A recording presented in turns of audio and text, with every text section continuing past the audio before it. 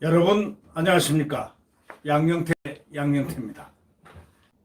여러분 이인영 통일부 장관 후보자, 이분 무서운 사람입니다. 무서운 전력을 가진 사람입니다. 주사파 운동권 당시에 어저께 박진희 의원이 얘기를 했죠. 통합당 박진희 의원이 발표했습니다. 파쇼, 반미 파쇼 하면서 선봉에 서가지고 그가 주창했던 그 이야기들이 오늘 신문에, 아마 도화신문에 다 났습니다. 그건 제가 여기서 생략을 하겠습니다. 근데 오늘은 딱 한 가지만 가지고 얘기를 해보겠습니다. 여러분, 지금 북한은 핵미사일을 쏘아대고 있지 않습니까? 그리고 공갈 협박을 하지 않습니까? 청와대를 향해서, 국민들을 향해서.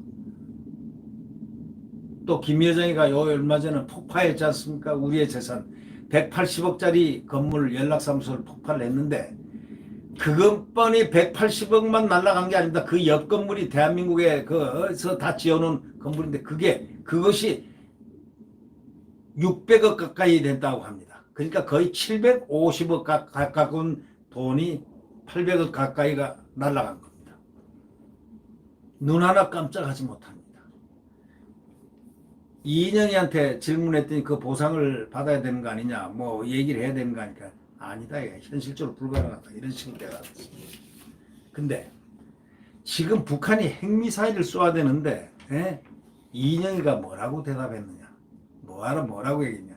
북한은 대결적인 자세를 버려야 된다. 북한은 대결적 자세를 버려야 한다. 이 사람은 원래 주사파 전대협 1기 의장을 했는데 전향을 하거나 어떤 북한에 대해서 비판을 한 적이 없습니다. 통일부 장관 이르기까지 그 꿈은 도달했는지는 모르지만, 그가 대한민국이라는 자유 대한민국과 동맹 미국에 대해서 감사라든가 이런 표현을 해본 적이 단 한 번도 없는 사람입니다. 이 이인영은 북과 대결적 자세를 버리자, 이런 얘기를 했습니다. 청문회 서면 답변에 말이죠. 과거 일부 세력이 북한을 적으로 규정했다고 이렇게 얘기합니다. 일부 세력, 대한민국 세력이 북한을 적으로 규정했는데, 남침을 해오고 했는데 일부 세력이 북한으로 적으로 규정. 그러면서 대북 제재가 지금 제재하는 건 군비 경쟁을 촉발해야 한답니다. 우리가 무슨 경쟁을 합니까? 우리가 무슨 꼼짝 못하고, 38선에서 물러서자 하면 물러서고, 지금 초소까지 다 파기하고, 지금 9.19 일방적으로 군사합의로, 완전히 군이 지금 어떻게 무력화된 군이 돼 있지 않습니까? 이걸 누가 만들었습니까? 정경두, 송영무, 이 자들이 국방장관 하면서 이 군을 갖다가 이렇게 완전히 힘을 다 빼버리는 군으로 지금 만들고 있지 않습니까? 이인영 통일장관 후보자, 과거에 보수정당을 겨냥해가지고 뭐라 하는지 하면, 북한을 동포가 아닌 적이라고 규정하며 적대감을 조장해서 정치적 이익을 꾀했다는 취지로 국회에서 답변한 것으로 이제 확인됐습니까?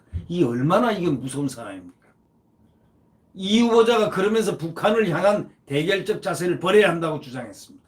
또 북한의 무력 도발로 시작한 대북 제재와 군사적 대응 등과 관련해서는 군비 경쟁을 촉발시킨다고 표현하기도 했습니다. 다시 말하자면 당하면 당하지 말고 우리는 같이 북바라기를 하자, 이런 얘기입니까? 조공하자는 뜻입니까? 이인영은 또 이렇게 얘기했습니다. 과거 일부 세력이 적대감 조장에 정치적 이익을 도모했다고 했습니다. 말끝마다 그 주사파 때, 학생 때, 전대협 1기 의장의 그 말 어법이 똑같이 비슷하게 지금까지 몇십 년이 지나고 난 바로 지금도 저렇게 움직이고 있다는 건, 이건 놀라운 일 아닙니까? 22일 미래통합당 지성호 의원실에서 따르면 이 후보자가 통일부가 국회 외교통일위원회들에게 최근 제출한 인사청문회 서면 질의 답변서에서 이렇게 얘기했다. 미래통합당의 전신인 한나라당이 영남지방을 기반으로 버티고 보수 세력이 버틴다면 평화와 통일의 시대를 관리할 수 없다고 이렇게 했다는 지리에 과거 일부 세력이 북한을 동포가 아니라 적이라고 규정하여 남북의 적대감을 조장해서 자기 진영의 정치적 이익을 도모한 사례가 적지 않았다고 이런 식으로 답변을 했습니다.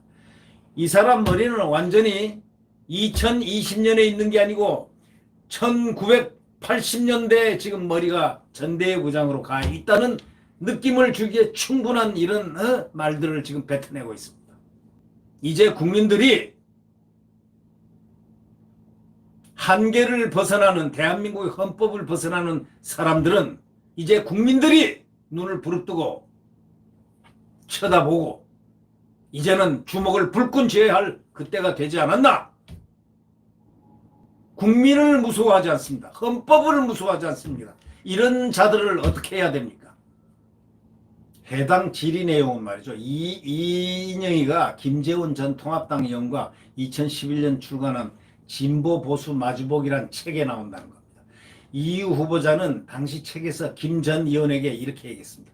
만일 영남 지방이 한나라당 일색의 지배하에 있고 그 지역을 기반으로 해서 한나라당이 버티고 보수 세력이 버틴다면 평화와 통일의 시대를 관리할 수 없다고 생각한다. 이렇게 밝혔습니다. 이 사람은 무서운 사람입니다. 네. 이 인형은 또 당면 대북 제재 강화라든가 군사적 대응, 핵무장, 전술핵 재배치 등 대북 강경론에 대한 입장을 묻는 안민석 자기당. 안민석이 유명합니다. 어떤 면에서 똑같은 거의 유유한 사람들입니다. 비슷한 사람들인데 안민석 민주당 의원의 질의에 뭐라고 하냐면 대북 제재 등 소위 대북 강경 조치는 군비 경쟁을 촉발시켜 한반도의 군사적 긴장만 고조시키는 악순환을 초래할 수밖에 없다. 이렇게 답을 했습니다.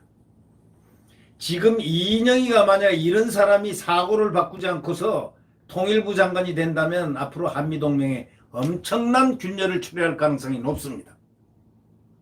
시시건건 이제 제재 위반을 하는 행동으로 보일 것이고 그렇게 되면 미국이 가만히 있겠습니까? 그리고 이인영은 또 가만히 있겠습니까? 무슨 짓을 할지 모릅니다. 지금 한미동맹이 이런 사람들 때문에 휘둘리고 있습니다. 그런데 이런 사람들을 임명한 문재인 대통령은 무엇을 생각하고 그랬을까요? 네? 어떤 세계를 그리면서 생각을 할까요? 바로 이것이 국민들이 알고 싶어하는 바로 그 점 아니겠습니까? 2032년 남북 공동올림픽 유치가 한반도 평화에 그 대북관계에 미칠 영향을 딱 물어보니까 남북이 한민족임을 세계에 과시하고 함께 도약하는 절호의 기회가 될 것이다 라고 이렇게 얘기했습니다. 함께 도약하는 한민족임을 세계. 지금 그들이 한민족입니까? 한민족 같은 행동을 합니까? 민족 같은 민족이라는 느낌을 주게 합니까? 오죽하면 박상학 정말 이 대북 전단 날리는 그분들은 비록 탈북민이지만 그분들은 대한민국의 그 어떤 누구보다도 대한민국을 사랑하고 대한민국의 자유와 또 그들의 그 과거에 두고 온 그의 가족들 그 다음에 자유 이런 행복한 나라에 살고자 원하는 그런 사람들을 눈여겨보면서 벤치마킹을 하고 자기들이 성찰을 해야 될 사람들이 이 사람들이 아니 애국자들인 박상학 씨라든가 이런 훌륭한 분들을 대북전단을 못하게끔 법인체를 뺏어버리고 이들에게 가행위를 지금 하려고 하고 있는 이 통일부 이 장관 후보자 이거 어떻게 해야 됩니까? 이거 국민 여러분 지금 한반도가 이 정전 상태에 있지 종전 상태에 있는 거 아닙니다. 지금 우리가 전쟁이 끝난 상태 아니고 지금 전쟁을 하되 잠깐 쉬자 하고 정지한 상태에 있습니다. 예? 칼로 들어온 강도가 아니라고 지금 얘기할 것이냐 하고 통합당에서 외치고 있는 이 말소리를 잘 우리는 들어야 됩니다. 귀담아 칼을 들고 들어오는 강도 강도를 강도가 아니라고 이야기할 것인가 라고 통합당에서 비판이 지금 나오고 있는 바로 이 부분을 우리는 눈여겨 귀담아 들어야 할 것입니다. 이 지성호 통합당 의원은 기자들과 이렇게 얘기했습니다. 뉴델리 기자하고 그렇게 얘기를 했는데 어떤 얘기를 했느냐. 북한이 미사일 실험 등 도발을 하는데 마냥 동포애로 바라봐야 할 상황은 아니다. 한반도는 정전 상태이지 종전 상태가 아니다. 이렇게 지적을 했습니다. 북한이 군사훈련을 하고 미사일과 핵을 실행하는 것은 대한민국을 적으로 보고서 대한민국을 먹으려 하는 그런 것이지, 본인들 목적을 분명히 그렇게 갖고 있는 걸 이들이 이인영이가 모를 리가 없는데 왜 이인영은 이렇게 북을 감싸고 있는지 도대체 우리는 이해를 못하겠습니다. 그리고 이들이 분명히 우리의 적입니다. 정경두 같은 친북 성향의 국방장관도 적이라고 했지 않습니까? 특히 대북 강경 조치가 오히려 한반도 긴장만 고조시킨다는 답변을 한 그 사람에 대해서 이게 지성호 의원은 이렇게 얘기했습니다. 통일부 장관은 북한과 대화해야 하는 입장이라 이렇게 얘기할 수 있겠지만 원인 제공자는 북한이다.